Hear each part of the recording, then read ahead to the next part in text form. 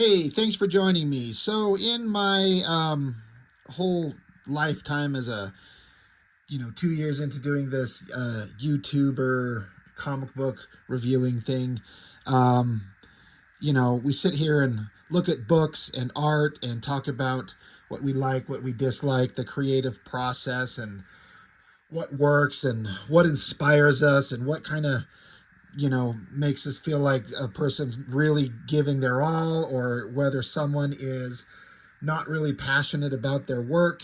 And there's the casual comic reader, and then there's also the person who's the aspiring comic creator, like myself.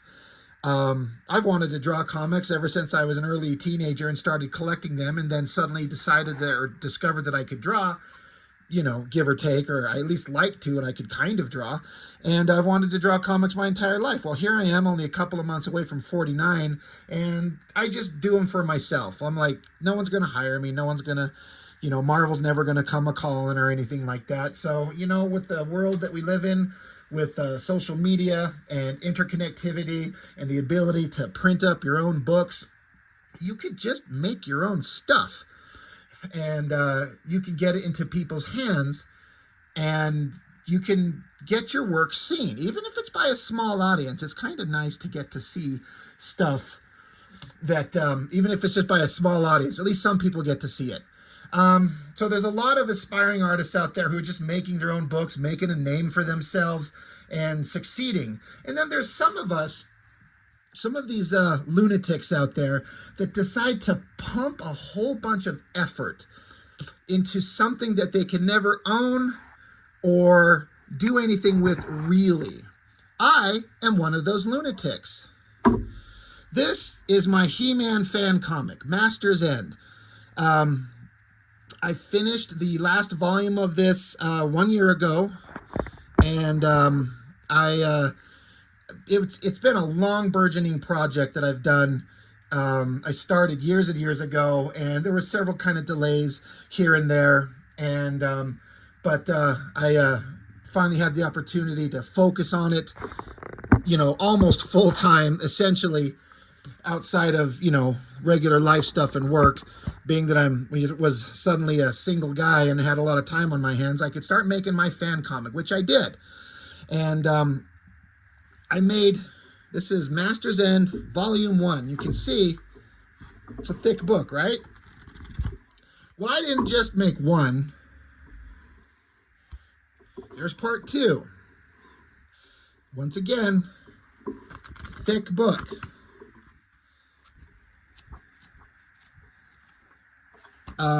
That's Volume 2. I didn't stop there. I made Volume 3.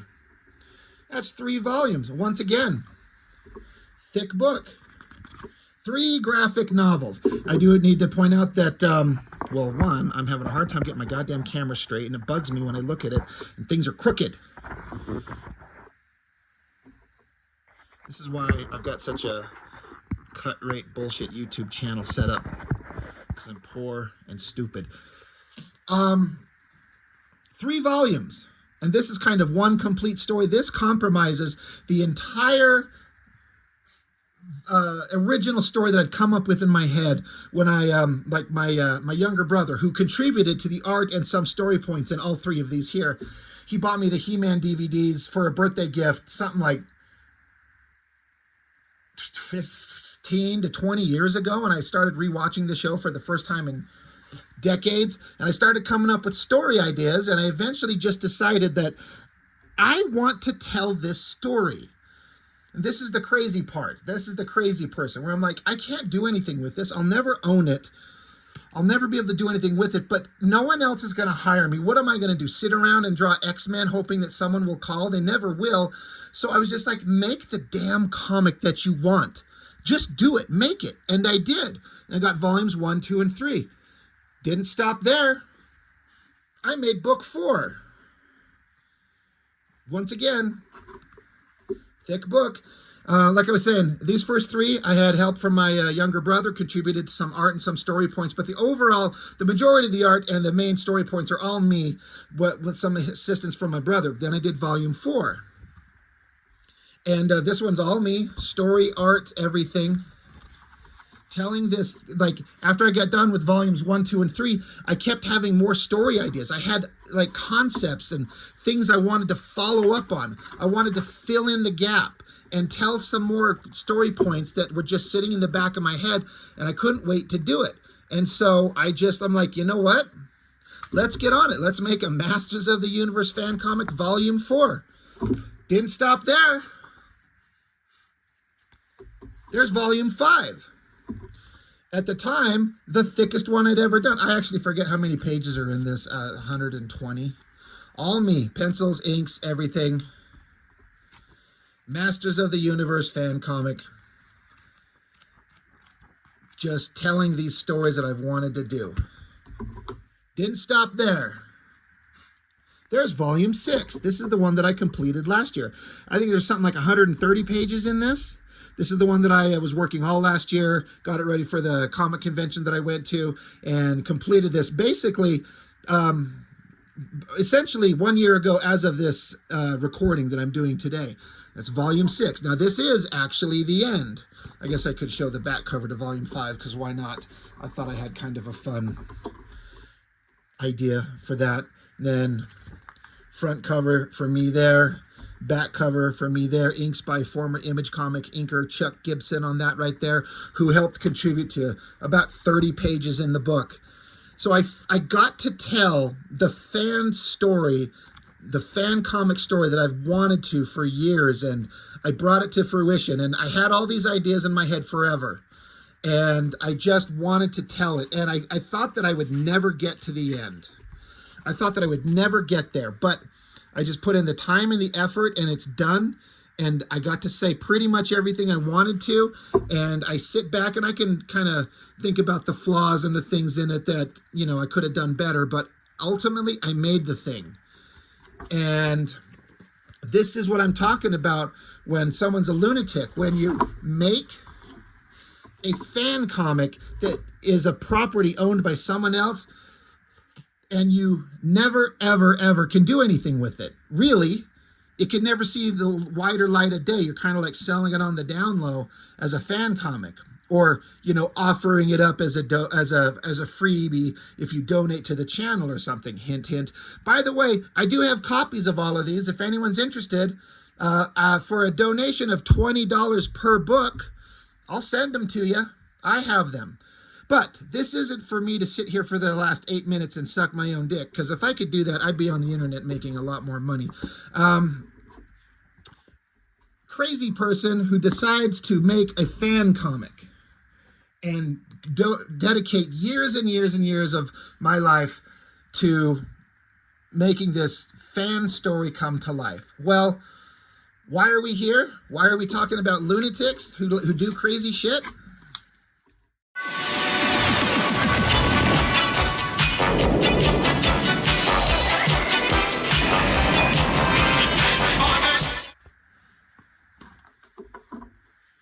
This is why we're here. Through my channel, I've got to know several people. There's several folks that are part of the channel that I am fortunate enough to now. I consider them, you know, good friends. We've interacted, we've talked through the channel, privately on my Discord channel. There's several people I've got to know, and this fella, Todd Ferguson, he's made himself known to me. He's started chiming in. He'd messaged me kind of privately and just kind of, you know, a little compliment here or there, or thanking me and this and that and the other. And then he went back and watched the videos I made on my channel for my He-Man fan comics. And he's like, hey, you know, I made a Transformer fan comic. Are you interested in seeing it? And I'm like, you bet your fucking ass I am. Some people find it hard to believe, but the fact that I made 6 graphic novel comic books of Masters of the Universe, but then I tell them that Masters of the Universe is not even my favorite 80s property. It's not my favorite cartoon from when I was a kid. It's Transformers by far. But He-Man is just a story. It was definitely like maybe top 3. Transformers, Thundercats, He-Man. But I just started coming up with story ideas. Then the story fascinated me, and that's why I wanted to make those fan comics. That's why I put in all that time and effort. I just wanted to see it through to the end. And as far as I understand it, Todd Ferguson He kind of had the same idea. He is a big fan of Transformers, and he come up with some story ideas. And he's like, I just want to tell this story, and I'm going to. And he did. And we're going to look at him. I think what we're going to do is we're going to just do first book here, second book we'll maybe do on a separate video. We'll see kind of what the response is, and if people want to see more. I hope you do, because we need to finish the story. And also, I'll have a link in the description. Todd has copies of these available. There will be a link in the description where you can pick up copies of them and get them in your hands. And, you know, maybe if we're lucky and he's, you know, gets the opportunity, because these are books 1 and 2, and there's supposed to be a third one to wrap it up. And he hasn't produced it for various reasons of, you know, a personal nature, but, you know, maybe he'll be able to finish it if we kind of move a few copies for him, or there's enough interest. So if you like this stuff, hit him up, tell him in the comments. I'll have a link to any kind of social media or anything that I can for him. But Transformers, like I said, my favorite 80s property by far. The cartoon is a big part of my childhood, and that animated movie from '86, that is just the greatest thing. I saw it in the theater as a kid with my younger brother, and we both come out of it just blown away by what we saw. We're like, holy crap, this is the greatest thing. And I will still watch it to this day and just love it, absolutely love it. So now here we are 11 and a half minutes into the video, and we can finally get into the content. So what Todd does, as far as I understand it, he's talked to me, there's some text inside this book. When you think about the original 80s Transformer cartoon, it's supposed to be set in like 1985. And the Transformers movie, they say right at the beginning, the year is 2005. So there's a 20-year jump from when the TV show ended and then the movie starts. 20-year gap, boom, just massive jump in time. And there were lots of characters, lots of Transformers that just disappeared. You never saw anything about them. Like, where did they go? What happened to them? Also, a whole bunch of other characters just showed up. Where did they come from? So Todd decided he wanted to tell a story that bridges the gap between the TV show and the movie. Now, I don't know. I like Transformers, but I don't tend to seek out extended lore in comics and stuff like that. Maybe their story has been told in an official capacity somewhere where it's supposed to be canon to the actual animated show. I know that there is the Transformers comics, like the American comics. I know there was a UK Transformers version. I never saw them. I don't know anything about them. But the like Marvel Comics Transformer thing is completely separate from the animated show. But if there was ever a story that bridged the gap from the cartoon and the movie, I don't know. But this is it. And this should be it. This is a pretty astounding bit of work by another lunatic who gets an idea in his mind and decides, like, I'm gonna fucking make it.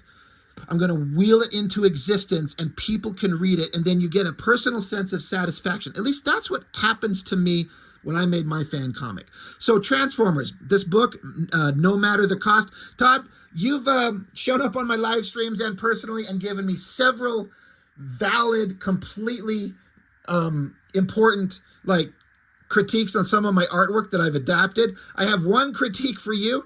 I don't think you should have had the Transformer covering the text, because I understand Transformers lore and understand that says no matter the cost, but you can't read the word. I would suggest not covering up the text box. So it's one minor critique.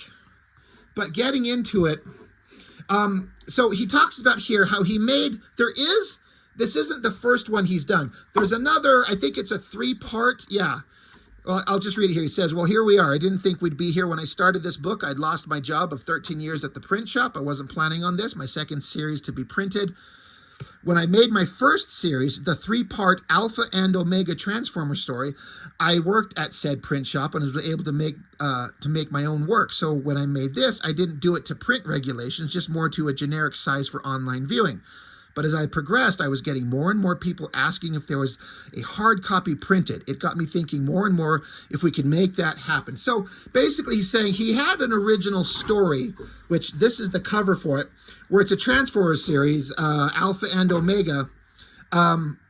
which he sent me a digital copy of, and it's kind of like the final Transformers story, focusing on Prime and the end of the Transformers in a way. Unfortunately, if he printed that, I think he told me he printed it, but he doesn't have any more copies of it. But it is available digitally, and if we hit him up, maybe he can make that available for you to read. But he decided to do a second series that is supposed to be set in Transformers canon, like to bridge the gap, like I was saying. So to continue what he says here, I'm getting ahead of myself. When I first sat down with this project, I wanted to tell a story, kind of clean up some of the stuff that happened between the cartoon series, the Japanese series Scramble City, and of course the movies. A lot of bots went missing. A lot of bots just randomly showed up to sell toys. A lot of, hey, where's so-and-so? Or whatever happened to this or that. I took that idea and I started forming this story, kinda. I knew I didn't just want to make a story of robots fighting, not my idea of fun, but we somehow had the Autobots losing control of Cybertron from cartoon to movie. We had all these bots, Autobot and Decepticon alike, just appearing out of the blue. Some in just a single scene and maybe just one episode. They needed more, so that's where we're getting here, I hope. I'm in the middle of book 2 for this series, and I have some ideas of where it's going to go, but I'm not entirely sure how I'm going to get there. One thing I did know is that I wanted to give a nod to the UK Transformers comics cover art. I absolutely love that stuff. Book 1 art had already been completed, but I had all of book 2 to indulge myself. So from cover to internals, you'll see a lot of nods to that stuff, from drawing straight from the toy art to adapting covers, etc., but in my style. It was a lot of work, but it was fun, and I think it's great. I think it looks great, and now I have my friend Paul once again helping me color some of that. I just can't wait anymore. So anyway, that's basically the gist of it. So like I said, kind of like me with my fan comic, I'm like, I just had these ideas and I decided to just make the damn thing. So if you understand the original Transformers cartoon, the Transformers are on Cybertron. They'd been at war for millions of years. Cybertron was low on power in a devastated world, and the Autobots fled looking for power, escape, something, and then the Decepticons followed them, leaving smaller factions of both on Cybertron, and then the Autobots crashed. The Autobots and the Decepticons in their escape crafts, the Nemesis and the Ark, crashed on Earth during like the dinosaur era, and then 4 million years pass before they're awoken. And that's the one part of Transformers canon that doesn't make sense. We're like, Optimus Prime and his buddies, they disappear for 4 million years, and Cybertron basically didn't change in all that time. It's kind of like a bad story point. But that aside, the point being, like, this is supposed to be right after the end of the original cartoon, where the Transformers have just been fighting the Decepticons in like a big kind of schoolyard brawl where no one ever really suffered any damage or really had any kind of consequences to their battles. And then there's supposed to be a 20-year gap, a jump into the movie. So we're going to get into that. So it starts here. You get the mountain that the Ark is crashed into, just like in the cartoon. This mountain has sheltered the Ark, the ship that crashed, and is now the Autobots' home base on Earth, until one summer day, a day no different from any other, boom, basically the volcano erupts. Lots of rock and, debris and seismic activity. And the Transformers are like, what the hell is going on? What's that? Are we under attack? So they kind of look at everything and they understand Wheeljack. And he says, you know what? This volcano, it's actually going to erupt. It's going to blow. And they're like, that wasn't it? They're like, no, that was just an earthquake. So, well, Prime's like, well, how much time do we have? Do we have much time? They're like, no, not really. But, their computer Teletran 1 is monitoring it, but there's a little bit of time, but not much. So they said the whole area could explode, leaving nothing but a crater the size of Cybertron's moon. So Prime's like, Autobots, prepare to abandon ship. So basically, they understand that having their base be the crashed ship in the side of a volcano now is no longer a viable option. They need somewhere else to be their headquarters. And what did they have in the beginning of the Transformers movie? They had Autobot City, right? Well, this is where we're setting up how and why they decided to start making that thing. So in this great shot of all the characters lined up, they're like, hey, we had these plans, but the time frame has completely changed. You know, Ironhead's like, well, we were going to build a city right here on Earth. Like, that's what we were going to do. They're like, yeah, we were originally going to begin construction of an Autobot city next year with an estimated completion of 5 years to complete the main hubs. We've already talked to the local governing bodies of Earth for the land. It's fine. We were going to use space bridge technology to bring materials from Cybertron, resources and supplies, but we don't even think that's an option anymore. We don't even have the use of the Vector Sigma computer back on Cybertron, but with the success of the Dinobots, we knew we could create materials here on Earth. So while we can't use Cybertron to bring new life to Earth, bring new life here on Earth, we're going to use resources available and salvage things from the Ark. And basically, they're going to bring a piece of Cybertronian history here.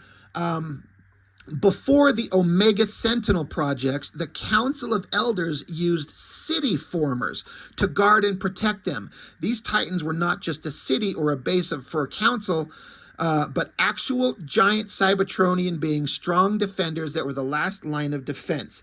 Friends, let us introduce you to the new phase of Autobot City on Earth, Metroplex. So, again, the Transformers the Autobots had a city on Earth, and they're like, they had already kind of thought about doing this, but now they have to do it much quicker, and they're going to also be like, it's also going to be a giant transform. It's going to be Metroplex. So he's explaining how they created the city and why and what it's going to be. And I think that is fantastic. I also appreciate these little diagrams here. And there's the transforming cog. That was a whole basis of an episode. I think the first one with Metroplex where he actually transformed. So I was like instantly like, this is great. This is filling in the gaps of the information that we didn't get from the cartoon. So it just kind of goes into like the Autobots start disassembling the Ark and start building the basic structures of Autobot City while they continue observing the volcano, the molten lava, magma, just to kind of see what kind of time frame they have. An important story point, they have Omega Supreme. I always liked Omega Supreme. He was always one of my favorites. He's like, Omega Supreme to commence countdown, Operation Cybertron resupply, booster ignition in T-minus 20 seconds, mission success imminent. So Omega Supreme takes off, and it's here where we notice Ravage. He sees everything. So we go back to the Decepticons. This panel, it's a little dark on the coloring and the way it printed. It might be hard to see, but it's the Decepticon ship, the Nemesis, underwater. I never understood why they had the ship, like it's underwater, and because of the structure of the ship, it's sitting crooked. But all the Decepticons inside it are always standing up straight. It always bugged me. That aside, it's basically Megatron's like, okay, this is awesome. This is the perfect time to strike at them. The Autobots are scattered and are forced to abandon their base. They're outnumbered and nowhere to hide. We'll crush them. This is the perfect time to attack. And of course, Starscream's got some problems. He's like, this is stupid. Starscream's actually kind of the smart one. He always sees the flaws in the plans. So Megatron's like, you know what? We'll get backup. Contact Shockwave on Cybertron and have him start assembling troops. So this is where we start getting into some of the context of how things happened on Cybertron and why the Decepticons had control of Cybertron and the Autobots were only on Earth. So you get up to Cybertron, these great space shots. There's a galaxy up there.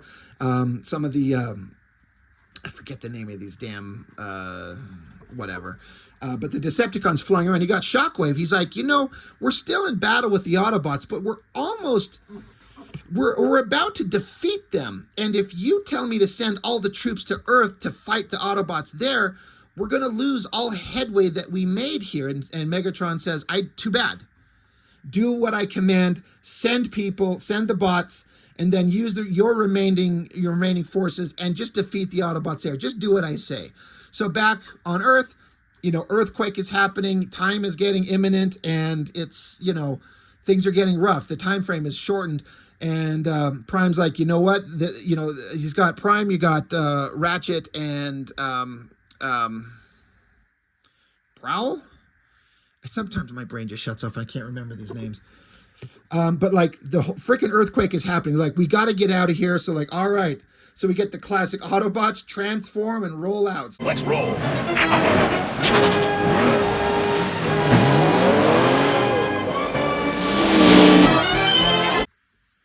And what do we get from here? This great like centerpiece of the comic. The volcano is erupting, the Ark is there, the coloring, all the vehicles on the ground driving out, Prime leading up the tail end of it, the aerial bots flying out, there's Cosmos. Like the volcano's blowing. This is bad. So up on the volcano, you got Wheeljack and Red Alert, and they're like, holy shit, this is bad.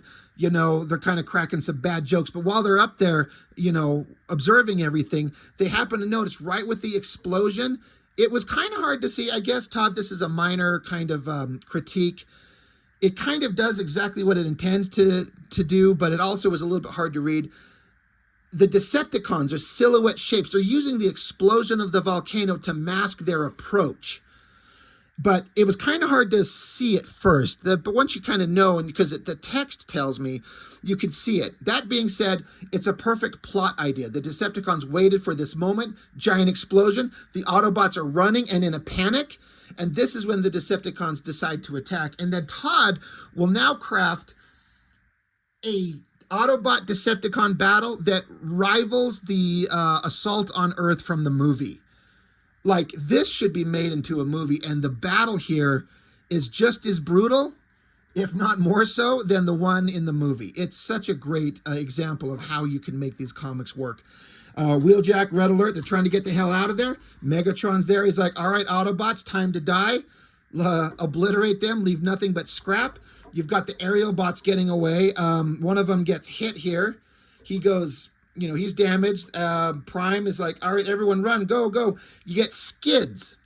He gets shot, and basically the implication, he's shot and he's dead. Again, this is like the kind of grown-up version of the Transformers, like the movie was, where characters die. And Todd, again, I'm not trying to speak for Todd, so Todd, if I get anything wrong, you know, clarify in the comments, but you know, there are characters that always existed and then they were just gone forever. Well, you're writing in a reason why some of them are gone, like Skids, dead. And so now you got all these Decepticons. You could do a little kind of roll call, but you even got Devastator in the background. Megatron's telling him like, hey, Starscream, take your Seekers and get the aerial bots, shoot them out of the sky. The Combaticons are here. They're showing up. The Protectobots are there. So we're kind of involving the Combiners. The Combaticons are ones that I kind of like them, but they're ones that just don't make any fucking sense. Hey, just interrupting video editing, Rob here. Just wanted to say that everything I'm about to say about the Combaticons, I understand that I had it all wrong. I did just a quick little search right here, and I saw that Starscream went back to Cybertron and got some personalities or something like that and just sticks it in the old machines and then they fire up and that's why they've got personalities. Okay, it makes more sense. But everything I'm about to say about why the Combaticons don't make sense, just ignore. I was going off memory, so that's why I'm a failure as a YouTuber. That's all I've got. Thanks. If you remember the episode, Starscream gets in trouble with Megatron. He gets banished to an island, and on the island, Starscream finds dilapidated, rusted, destroyed remnants of like World War II vehicles. And he's like, you know what? I have a great idea. I'm just going to make me some minions. I'll make me some friends. So he fixes them and turns them into fucking Transformers.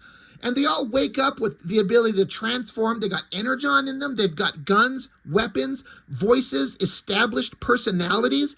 It doesn't make any sense. Now, granted, it's an 80s cartoon for kids.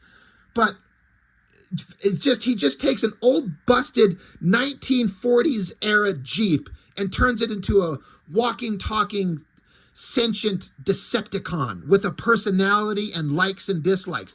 Like, what?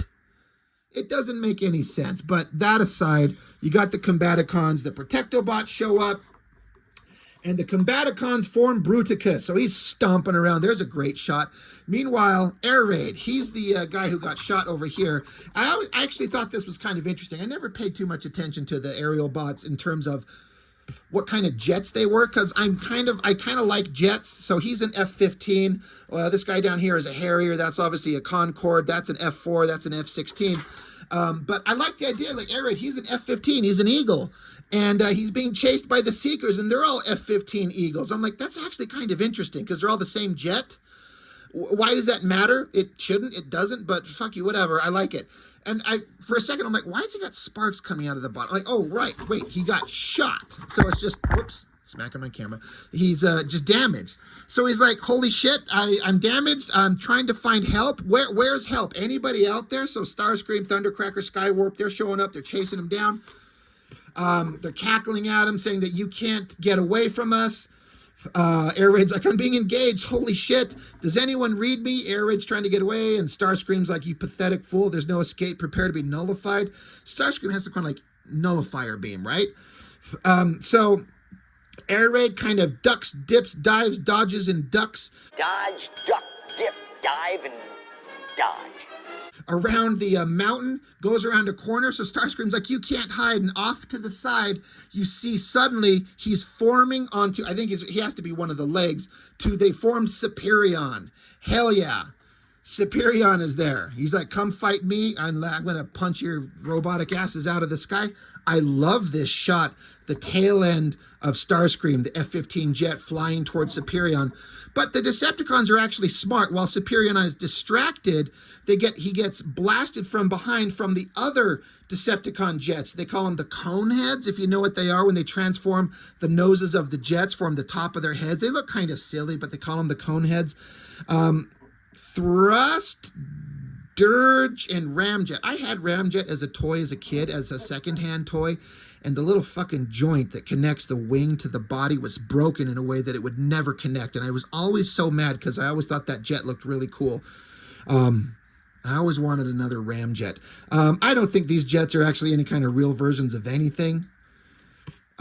Least of all the one with the fans on the wing for vertical takeoff. That's all bullshit, but awesome. You know, utilizing these other characters. And they took out Superion. They distracted him. The tactics threw him off, and they shot him down. Meanwhile, the volcano is erupting. It's blowing away, and the battle goes on. And this is one of those shots, like in the Transformer movie, where there was like this extended distance shot where the battle's just raging. They're blasting at each other, and just lasers just arcing and blasting and exploding. And the Autobots are in a bad place. They're like, you know, you got... Duh.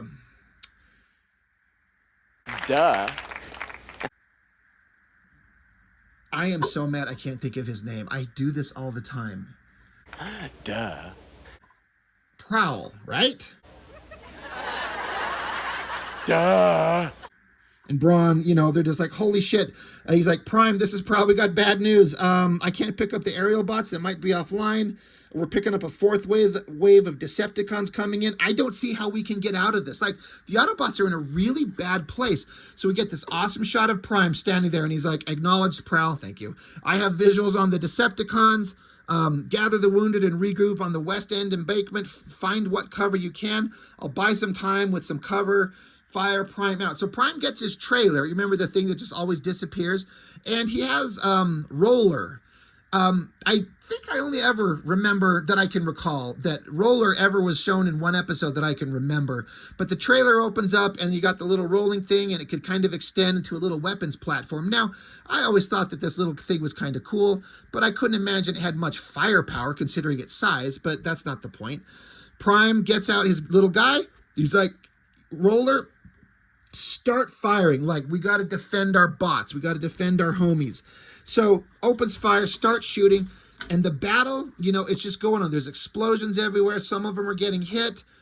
Megatron, he says, Devastator, quit playing around with your toy. Get down there and crush that little bug before it targets its all. So apparently this little thing that can kind of come out of the back of Prime's trailer has got firepower and a targeting capacity to kind of like suppress the Decepticons enough that it makes it like, we got to make that a focal point of our attack. Devastator is holding Blue Streak here, and then you basically see Blue Streak like erupt with flame from inside his body and his eyes, and he drops him. He's crushed, implying that he's dead as Devastator stomps off, which, going with the aesthetics of the animated movie, that's what would happen. Ironhide's pissed off. He's like, I'm going to kick all your fucking asses. You got Bumblebee over here with what I think that's supposed to be Wind Charger, I believe. They're like, we're losing. We're getting our asses kicked. We can't lose any more here. We can't lose any more bots. This is just terrible. So, you know, things are looking dire, very grim. Devastator, he's approaching. You got Warpath firing his tank with his ridiculous kind of talking dialogue. If you know how he talks, he's like, pow, blam, how about some more, huh? He's just kind of funny. But anyway, Devastator keeps stomping around, and so some of the other bots are like, this is Prime, we're in a bad way. What is the team of guys like? I'm sorry, I should know this. It's not the Protectobots, right? No, he's not part of the Protectobots. It's just, no, it is. I should know this. What is the name of the group of these guys? I've got a Transformers like game on my phone that I play every day for years, and they're a combiner team that I have. Hey, editing Rob coming back again. Everything I was just saying about Inferno being part of a combiner team, and I play him on that game of mine, I was wrong. No, he's not. I was thinking of an entirely different team. I don't know what I'm talking about. I should just hang my head in shame for my lack of knowledge for the extended lore of the Transformers. Anyway, I was wrong again. Let's just deal with it and move on. Thanks. Anyway, it's Inferno. You know, he's friends with Red Alert, and they're like, you know, Red Alert's always kind of like a panicky, kind of nervous guy, and Inferno's like, you know, we're just busting your balls, you know, we know you're concerned, but, you know, you're a loyal friend, don't worry about it, we take you into battle with us any day. And Red Alert's like, you know what, you're so great, it's so awesome, thank you. And then suddenly Inferno in front of Red Alert just explodes, and like half his face is shut off on Inferno. So Ironhide's like, holy shit, medic. The Insecticons showed up and probably shot some kind of acid. Yeah, that's the kind of thing that they would have. So the Insecticons are dangerous. So, you know, the Autobots are trying to get out of there. The Insecticons are on site. Oh shit, the Dinobots showed up. Hell yeah. Thank you. Grimlock, go eat somebody, please. Yeah, so Grimlock, he's happy to be there. He's happy to stomp some bad guys. Meanwhile, Red Alert is over there with Inferno, and he's panicking. He's trying to communicate. He's like, I can't get a hold of Ratchet or First Aid. Inferno, he's melting. His system's shutting down. He's going into stasis lock. We're going to lose his spark. And so Ironhide's like, Prime, I hate to say it, but Inferno's too big for me to carry. But you can get him out of here. I know it takes you out of the battle, but that's what we need. And Hound is like, well, hold the line, sir. So Prime's like, you know, I'm afraid you're right, Ironhide. While I have no wish to leave this battle, I must do what I can to save as many as I can here. We will need everyone that we can. And then here's an important part that was part of the lore that I never thought of, where Roller, he's out there blasting, shooting, but remember, Megatron sent Devastator to take him out. So Prime's like, battle station confirm cancel, immediate evac and evade. Devastator. Prepare for extermination. But Devastator stomps and destroys Roller. And so this is a moment that I believe Todd has put in story-wise that is his own addition to the lore.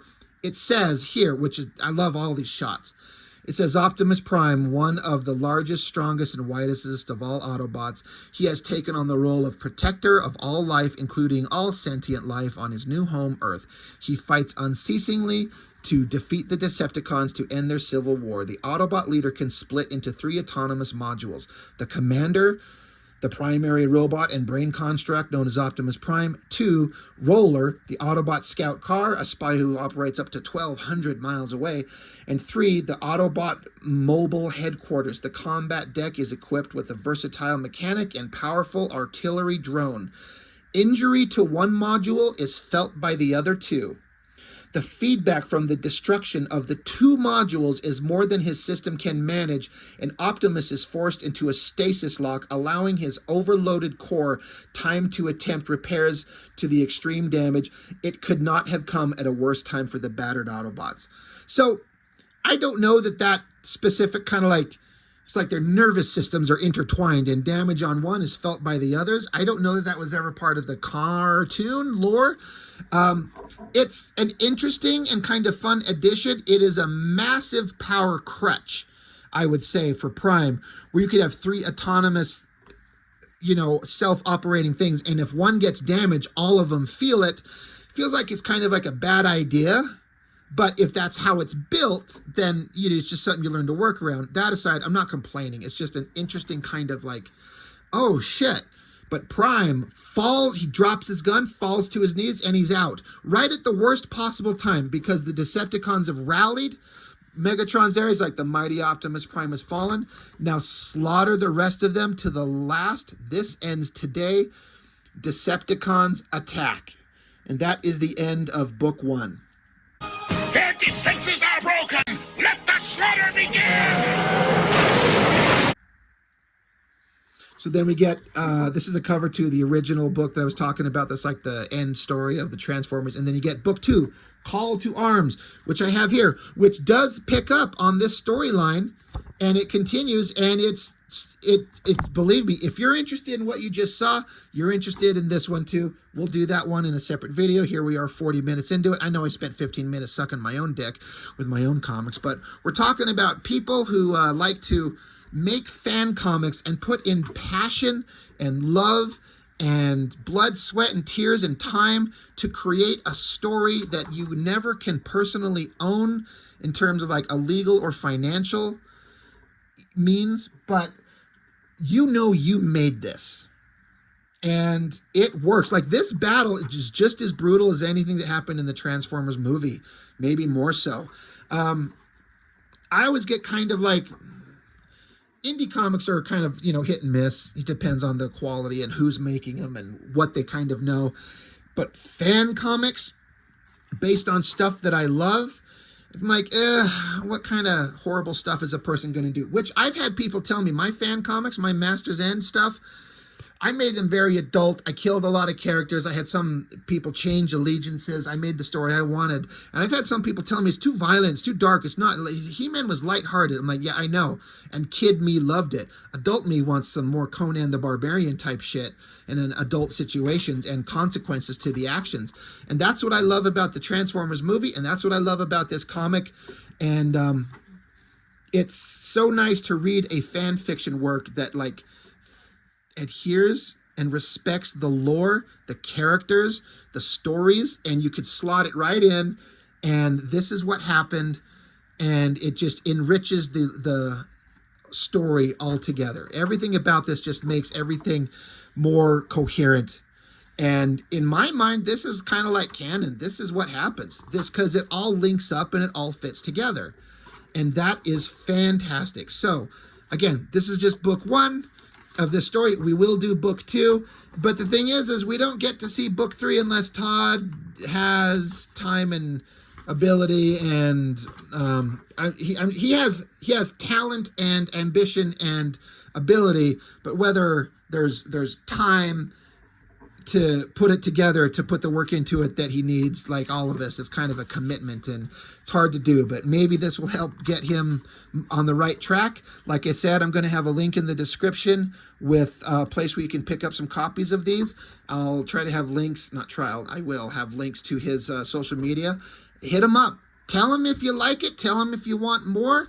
I don't know. He might even be open for commissions, and maybe he can make a few bucks if you want him to do something. I don't know. I'm just trying to help out a fellow artist, a nice guy, talented fella who put in some passion work, and he deserves it to be seen. I love these things, and there needs to be people who there are people out there who love this kind of stuff. But how do you get this in front of people's eyes? That's the trick making comics these days is, yeah, you can make it, but how do you get it in front of people? Well, I'm happy to be able to say, like, I've got a channel with 7,100 something subscribers, and that gives me the opportunity to show works and get it in front of people's eyes and get the attention on it so you can maybe get a copy of it and make the creator who made it feel some validation for the time and effort they put into it. And this, in my opinion, is one of those things that absolutely deserves it. It's fantastic. And, nothing's perfect, but when you consider the amount of effort that went into it, like, this is as good as any. I've read a lot of Transformer comics. Like I said, I read the Marvel series for a long time as a kid. This is just as good as anything I read from the Transformer comics from Marvel, and it just fits into the cartoon continuity perfectly. And I want to read more. So I guess that's all I've got for now. We'll get to the next book soon enough. I've got several independent books I need to get to. I've put some off, and I'm going to get some people that hate me if I don't get their stuff looked at. But so Mr. Todd Ferguson, thank you, my dude. This was fun. We'll look at the other one here later. Great work. I love it. As a kid who grew up with this stuff, and these characters mean something to me, like the voices of these characters. When I hear Optimus Prime, I hear Ironhide, I hear Bumblebee, I hear Wheeljack, I hear Grimlock. In like a dumb, stupid way, it's kind of like the voices of friends from my childhood that I get to revisit anytime I want. And it just takes me back to being the innocent time when I was like, this is 84, 85. I mean, I was 7 or 8 years old, but I have vivid memories of watching the cartoon. It takes me right back to my childhood when things were just magical and fun. And, being an old man now, it's nice to have something that taps into that nostalgic charm of childhood and makes you go, yeah, I love this stuff. It means something to me. And it's made by somebody who it clearly means something to them too. And because of that, we connect, we vibe, we get it. We're all one people, So tell all are one, right? That's all I've got for now. Thank you for watching. I'll see you next time.